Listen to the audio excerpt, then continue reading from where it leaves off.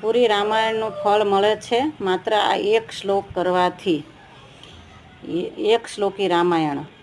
આદો રામં તપોવનાદિગમનમ અત્વા મૃગમ કાંચનમ Vaidehi હરણમ જટાયુમરણમ Sugriva સંભાષણમ વાલીનિગ્રહણમ સમુદ્રતરણમ લંકાપુરી દાહનમ પચ્છાદ Ravan Kumbhakarna હનનમ એતદ્ધિ Ramayanam.